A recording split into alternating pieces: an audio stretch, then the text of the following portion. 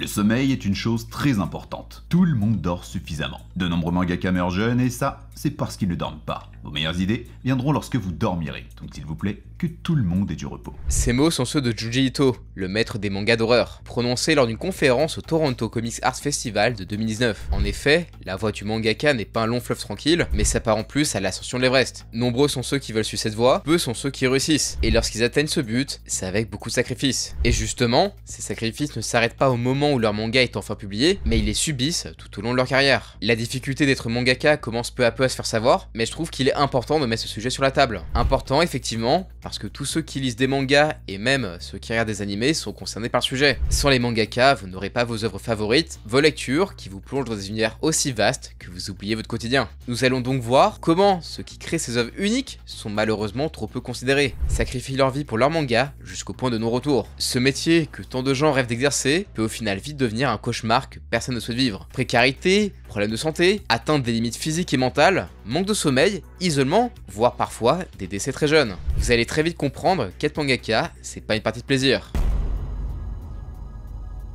Avant toute chose, il est important de comprendre le processus de la création d'un manga. Comment le mangaka crée son œuvre et réussit ou non à se faire éditer. Je vais essayer de faire vite et de pas perdre trop de temps, mais ça reste essentiel pour comprendre le cœur du problème. Ce besoin de polyvalence extrême, surtout si on est seul à le faire. Il n'y a pas de méthode absolue pour créer un manga, mais certaines choses sont essentielles pour avoir la naissance d'une bonne œuvre. Déjà un manga, c'est pas juste des dessins, à la base des bases, il faut avoir une idée ou un concept, original ou non. Ça dépend de l'ambition et de la créativité du mangaka. Le but sera de trouver le thème qu'on veut aborder et de rédiger des notes, voire même directement les dialogues. Faut ensuite établir une trame avec une timeline bien définie pour avoir quelque chose de cohérent. Ainsi, créer des personnages, leur donner une identité propre, leur octroyer un background, définir les concepts clés qui sont importants. Une fois qu'il a trouvé l'idée avec un grand I, il faut passer au storyboard. Étape aussi difficile, car il inclut le découpage du manga, ce qui est très important afin d'apporter une bonne fluidité à l'œuvre. Le découpage est ce qui guide votre regard quand vous lisez un manga. Ainsi, un mangaka fait plusieurs tests sur son storyboard afin que le tout soit fluide, tout en plaçant les personnages, les décors, ce que vous en doutez, prend beaucoup de temps. Une fois cette étape terminée, on passe au crayonné, ce qui consiste à dessiner plus en détail, en affinant et en affirmant son style, les éléments qu'on a vus précédemment. Après, le mangaka passe à l'ancrage, qui est effectué avec des plumes spécifiques, qui permet de donner du volume à l'œuvre, tout en apportant des nuances de couleurs. Noir, tous les gris possibles, et du blanc. L'ancrage est obligatoire, car c'est l'étape quasi définitive de ce quoi ressemblera le manga. L'étape suivante est le tramage, permettant d'ajouter les ombres, les effets de lumière, les motifs pour gagner en profondeur et en détail.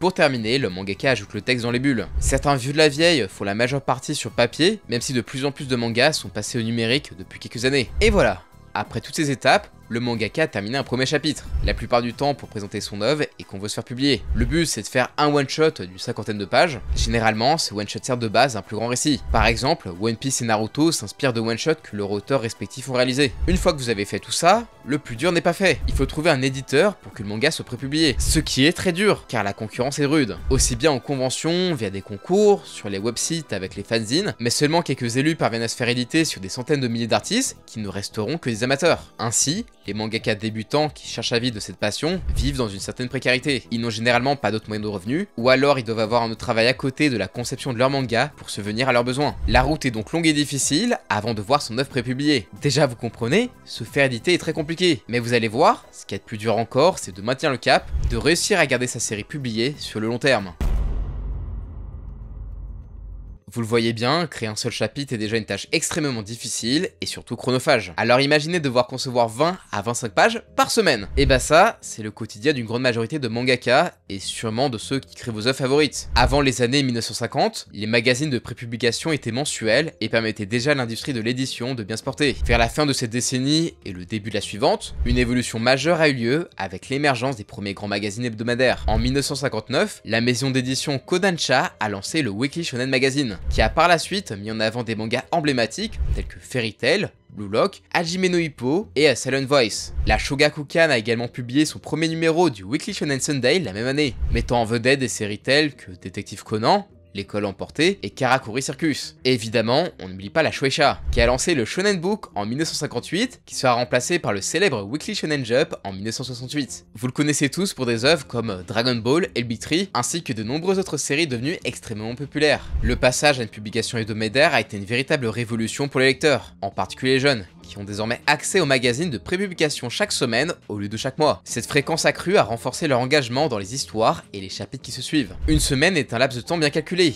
L'intrigue reste fraîche dans l'esprit du lecteur, suscitant un intérêt continu et un désir de connaître rapidement la suite. Ce nouveau rythme de publication permet à l'industrie de connaître un nouveau souffle. Mais ce nouveau souffle a de grosses conséquences. Et sachant que les magazines de prépublication ont seulement 4 pauses dans l'année, cela retombe sur les mangaka, subissant ainsi une pression et une charge de travail décuplée. Cela va leur mener à de nombreux problèmes de santé dû à la quantité de travail bien trop lourde pour un seul être humain. De plus, il faut savoir qu'un mangaka a toujours un éditeur avec lui. Il est fortement guidé par celui-ci qui a pour but de le motiver, de regarder son histoire, son storyboard, ses planches afin de lui faire un retour. Le fait d'avoir toujours un éditeur avec soi qui te conseille sur ton œuvre, te donne des indications, surveille ce que tu fais, c'est avant tout pour te pousser à maintenir les délais. Ça développe une pression éditoriale chez les mangaka. Ainsi, les maisons d'édition ont toujours la main sur ce que produit un auteur, ce qui va leur permettre de toujours répondre aux attentes du public. Et justement, le public a un grand rôle à jouer dans la durabilité d'un manga. Via les sondages de popularité qui sont présents chaque semaine dans les magazines de prépublication, les lecteurs peuvent voter pour leur série préférée. La vie d'un manga va leur dépendre des résultats. S'il reste trop longtemps en bas du classement et donc impopulaire, celui-ci va très vite voir sa prépublication stoppée. Le mangaka sera alors dans l'obligation de terminer son œuvre assez rapidement. Seules les ventes des tomes peuvent sauver un petit peu la vie d'une série, mais généralement, mauvais classement et mauvaises ventes sont corrélés. C'est donc une pression supplémentaire. En plus de devoir tenir les délais au point de sacrifier son sommeil et sa santé, un auteur a aussi le stress de ce classement. Et ça, il faut avoir conscience que se faire interrompre sa série peut arriver à n'importe quel mangaka. Vous avez beau avoir créé une série dans le Jump qui était précédemment ultra populaire, si votre nouveau manga ne marche pas, un magazine comme le Shonen Jump ne va pas hésiter à stopper votre série. Masashi Kishimoto, qui a créé l'un des mangas les plus vendus dans le monde, quelques années après avoir fini Naruto, a lancé une nouvelle série dans le Jump,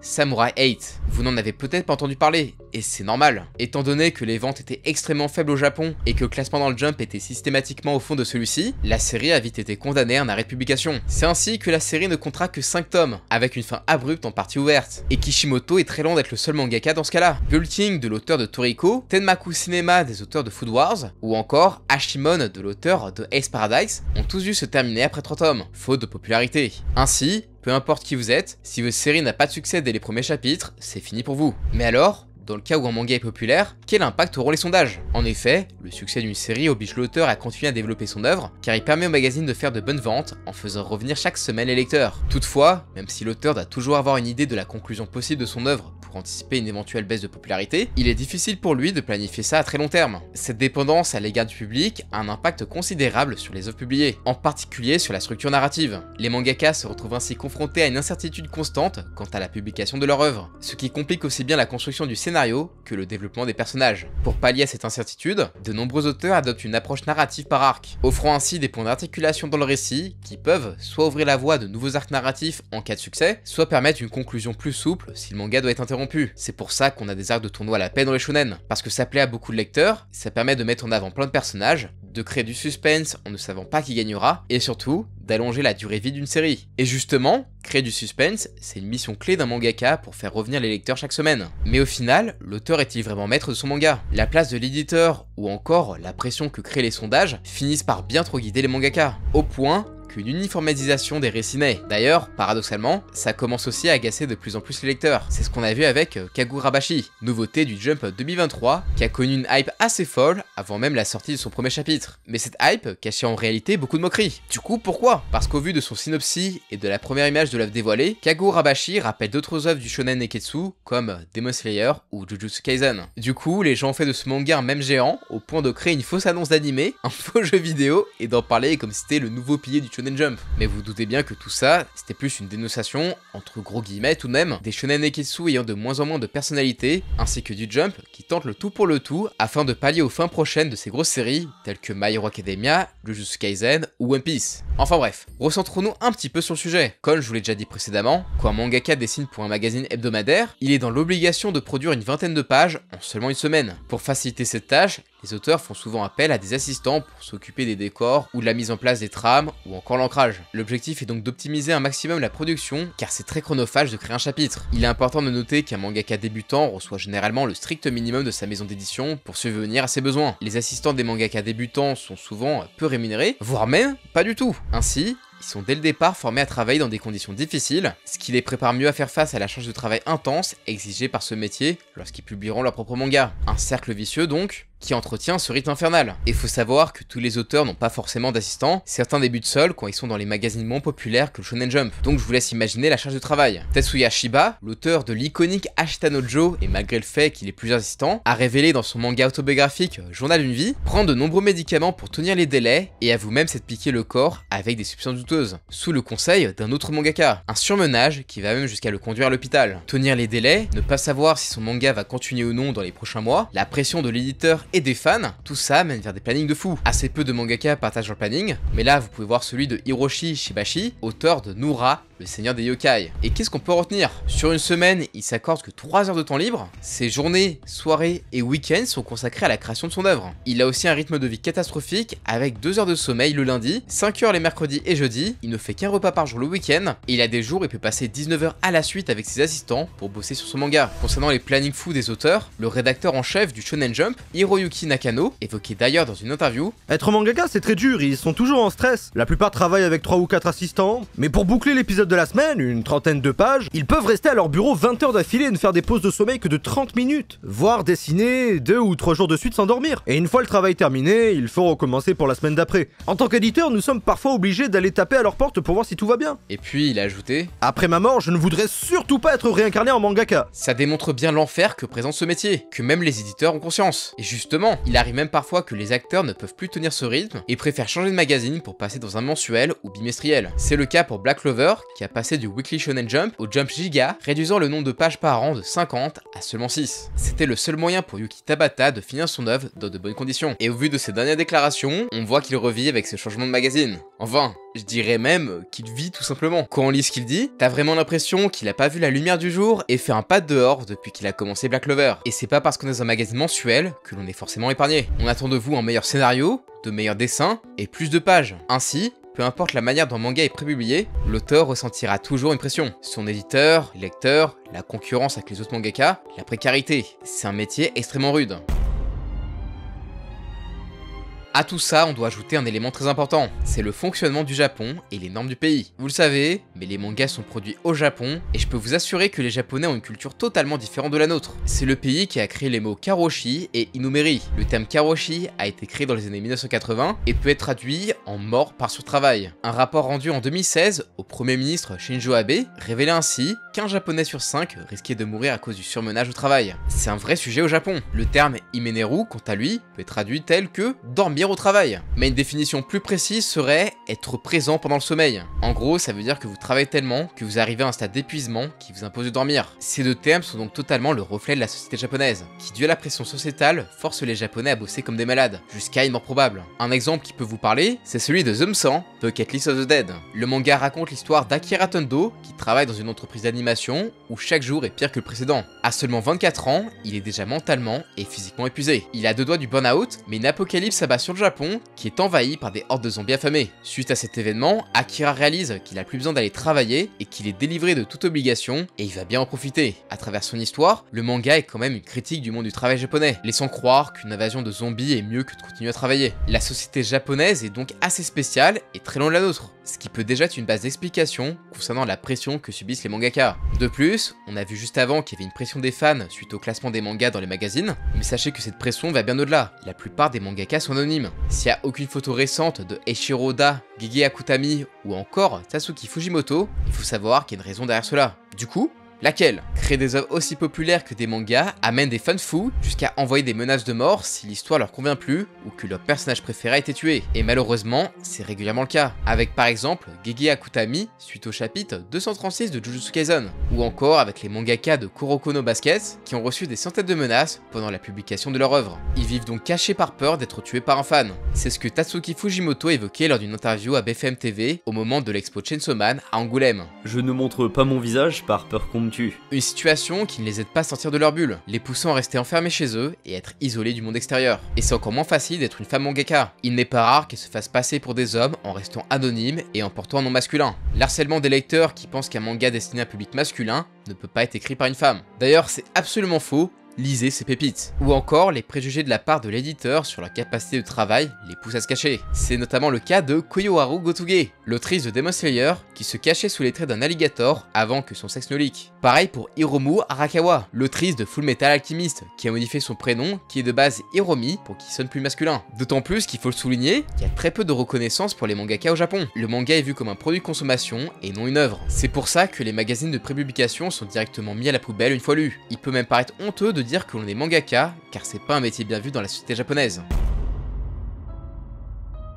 Mais au final, concrètement cette passion, comment peut-on l'analyser et quelles sont les conséquences réelles sur la santé des mangaka et sur les séries que vous avez peut-être déjà lues? Bon, j'ai essayé d'avoir des témoignages d'auteurs, mais au vu de leur planning, vous en doutez bien qu'ils n'ont pas le temps pour un français qui veut leur poser des questions. Et je les comprends totalement. Mais vous allez voir, ça ne nous empêche pas d'avoir plein d'exemples des conséquences de ce métier sur le corps et sur l'esprit des mangaka. L'exemple que je pense que beaucoup de gens connaissent, c'est celui de Yoshihiro Togashi et de son manga Hunter x Hunter qui enchaîne les hiatus. Il a lui-même raconté que pendant 2 ans, il s'est retrouvé incapable de s'asseoir sur une chaise, et il pouvait pas s'essuyer les fesses tellement la douleur était insupportable. Le moindre mouvement lui prenait 3 à 5 fois plus de temps que normalement. C'est en abandonnant sa façon habituelle de faire les choses qu'il a pu reprendre son activité. Garder une même position tous les jours nuit au corps. Les mangaka passent leur journée entière assis, d'autant plus que vu qu'ils sautent beaucoup d'heures de sommeil, bah ça n'aide pas. Et Togashi est malheureusement un bon exemple de ce phénomène. Déjà lors de la fin de sa première série, Yu Yu Hakusho, il avait évoqué dans une lettre destinée à son public, pourquoi l'œuvre avait subi une fin aussi turbulente. Il évoque notamment que son corps et son désir de faire autre chose que travailler l'ont poussé à entrer dans l'arc final du manga,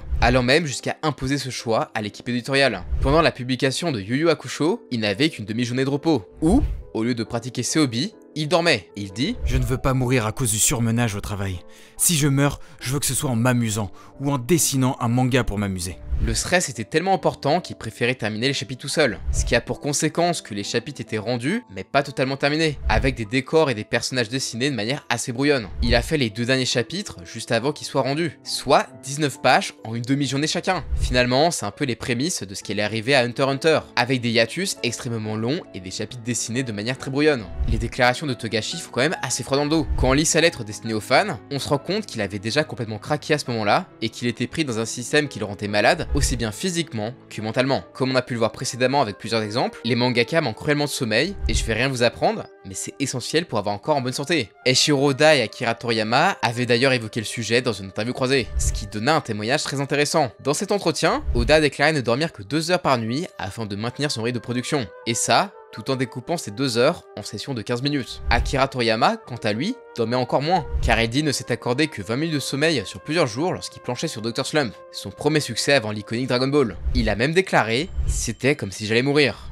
Ouais, pas la peine d'en rajouter plus, là je pense que vous comprenez à quel point ce travail les pousse dans leur dernier retranchement. Il faut aussi savoir que Oda a attendu 1 an pour prendre une pause de 4 semaines afin de se faire opérer des yeux. Il voyait flou pendant 1 an et ça l'empêchait pas de continuer à faire un chapitre de One Piece par semaine. Par chance, Eiichiro Oda, malgré ce manque de sommeil et des soucis santé, peut encore continuer à dessiner son œuvre. Mais pour certains auteurs, ce n'est pas le cas. On peut notamment évoquer le cas de Kentaro Miura, l'auteur de Berserk, décédé à 54 ans d'une dissection aortique aiguë. Sa mort a été un vrai choc pour beaucoup de lecteurs et a relancé le débat sur le mode de vie des mangaka. Un de ses assistants a révélé que Miura avait un mode de vie bien équilibré, une bonne diète et faisait de l'exercice régulièrement. Mais nul doute que sa vie de mangaka a eu un impact sur sa santé fragile. D'autant plus qu'il cumulait les pauses depuis quelques années. Au Japon, il n'y a eu que 6 tomes de Berserk, sortis entre 2010 et le décès de Miura. On peut prendre aussi l'exemple de Terraform Mars, qui a été en pause de 2019 à 2024, à cause de soucis de santé de son scénariste Yu Sasuga. Depuis l'annonce de la pause, soit 5 ans, on avait eu littéralement 0 nouvelle. Le scénariste, à l'annonce de la pause de 2019, avait 31 ans, ce qui est hyper jeune. Malgré le retour du manga début avril 2024, on a eu 0 explication sur la maladie et le rétablissement de Yu Sasuga. Autre exemple, celui de Nana qui est en pause depuis 2009, soit 15 ans. Des problèmes de santé de l'auteur, encore une fois. En 2022, lors d'une exposition de ses œuvres, elle annonçait être toujours incapable de reprendre la série. Elle avait 42 ans lors de l'annonce de sa pause.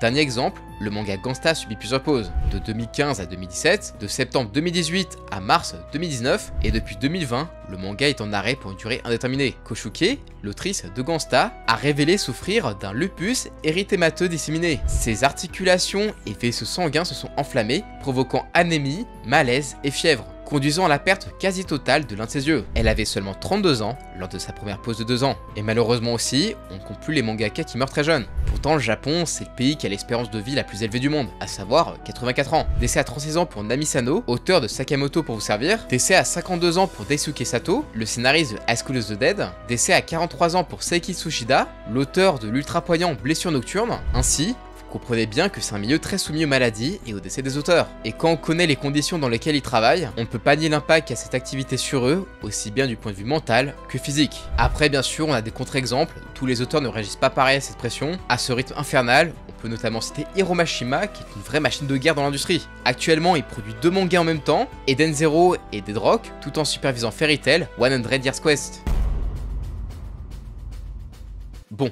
On doit arriver au moment où vous dites « Attends, il fait une vidéo qui parle du quotidien des mangaka sans évoquer Bakuman ». Et justement, j'y viens. Alors, pour les deux du fond qui connaissent pas encore Bakuman, c'est un manga créé par les auteurs de Death Note, à savoir Takeshi Obata et Tsugomi Oba, relatant l'histoire de Mashiro et Akito qui vont tout faire pour réaliser le meilleur manga jamais publié dans Shonen Jump. Et pour le coup, Bakuman est intéressant pour voir certains coulisses de la Shueisha. Par exemple, Bakuman permet d'en apprendre un peu plus sur le déroulement des préparatifs pour la publication dans le Jump, sur comment s'organisent les one-shots, comment marche le système de vote, ou encore sur les rendez-vous avec l'éditeur chaque semaine. Mais au Japon, Bakuman a été contesté pour son manque d'authenticité. Et quand on voit certaines scènes, il y a de quoi se poser des questions. Mais après, est-ce qu'on pouvait vraiment espérer un rendu fidèle à la réalité quand un manga basé sur l'aspect éditorial du magazine Weekly Shonen Jump est publié dans le Jump ?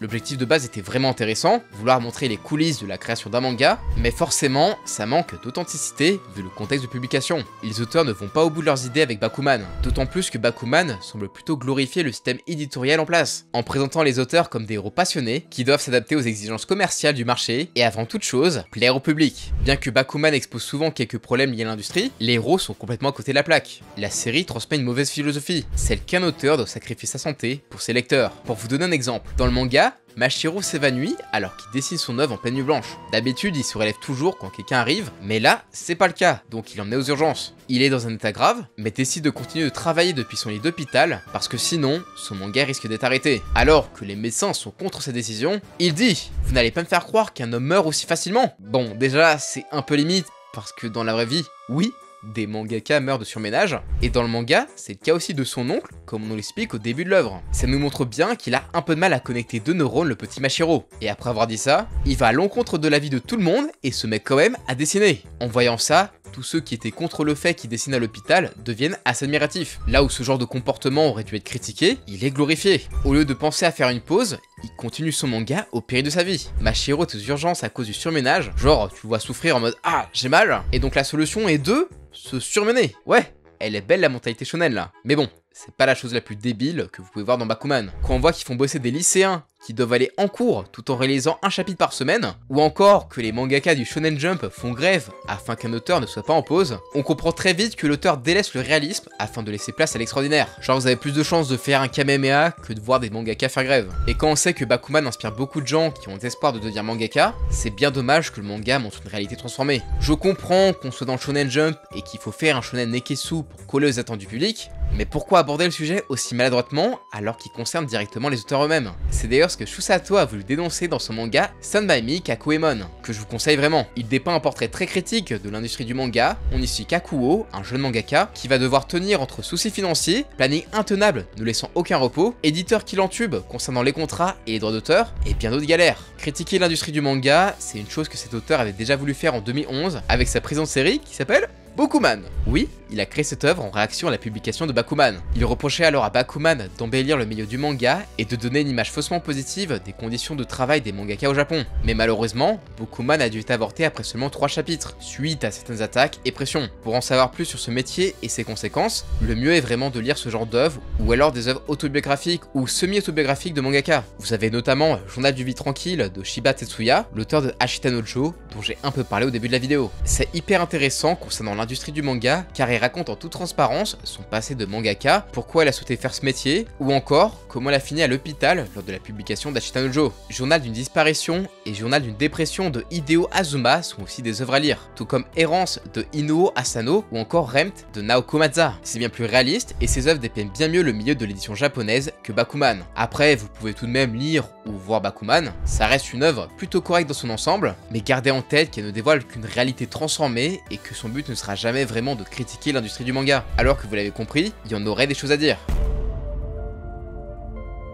Concrètement, on ne sait pas comment le métier va évoluer dans les prochaines années. Est-ce que les choses vont changer? Est-ce que certains auteurs se révolteront? Faudra-t-il qu'un autre auteur reconnu comme Kentaro Miura décède en pleine publication de son œuvre pour que des magazines de prépublication changent de fonctionnement? Seul l'avenir nous le dira. Mais ça fait déjà des années et des années que le métier est comme ça. Très difficile pour beaucoup et imposant un rythme humainement intenable. Surtout que les langues se délient très peu. Vous devez vous demander pourquoi il n'y a pas de mouvement de lutte à ce sujet. Déjà, les mangakas sont souvent hyper isolés et au Japon, ils sont tout simplement pas habitués à faire des grèves. Le travail est bien trop sacralisé. Il y a aussi toute une omerta autour des pauses et des maladies des mangakas. Le manque de transparence de la part des éditeurs est flagrant. On sait très peu de choses sur pourquoi un manga est en pause et l'état de santé des mangakas quand c'est annoncé. Être mangaka, c'est donc vraiment un métier qui pousse les auteurs dans leur dernier retranchement, aussi bien au niveau du mental que du physique. Alors, si vous souhaitez devenir un mangaka ou juste que vous lisez des mangas, j'ai un message à vous faire passer. D'abord, si vous voulez être mangaka, cette vidéo vous a peut-être un petit peu découragé, mais faut pas. Hein. Au Japon, c'est extrêmement difficile, mais vous pouvez vous faire éditer en France. Je dis pas que c'est plus facile, mais c'est une perspective qu'il faut avoir. De nombreux éditeurs éditent des mangas français comme Kana avec Silence, Glénat avec Orion, Pika avec Dreamland, et il y a encore plein d'exemples. D'ailleurs, Outlaw Players,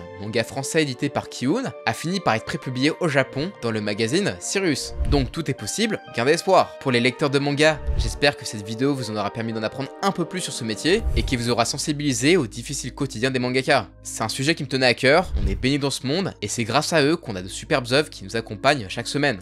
Donc arrêtez de vous plaindre à chaque pause, comprenez pour quelles raisons probables ils le sont, c'est rarement pour qu'ils fassent des petites vacances tranquilles, donc donnez de la force aux mangaka. Juste un cœur sur leur tweet ou en DM, je suis sûr que ça leur ferait super plaisir. Même si j'imagine que ce serait difficile pour certains lecteurs, vu comment ils ont déjà du mal à respecter l'œuvre d'un auteur et préfèrent se spoil avec des leaks au lieu d'attendre quelques jours pour pouvoir lire un chapitre légalement et gratuitement. Mais bon, ça c'est un autre sujet. En tout cas, j'espère que la vidéo vous aura plu. Si c'est le cas, n'hésitez pas à vous abonner, à mettre un petit pouce vers le haut et à commenter. Ça me fait toujours plaisir. Dites-moi en commentaire quel sujet vous souhaiterez que j'aborde dans une prochaine vidéo. L'envers du décor d'être animateur dans le monde de l'animation japonaise peut être hyper intéressant à faire. Surtout que quelques Français sont dans ce milieu, et vu les récentes polémiques avec Mappa, on pourrait avoir des témoignages plutôt cool. Enfin bref, sur ce je vous dis à la semaine prochaine pour une nouvelle vidéo. Ciao!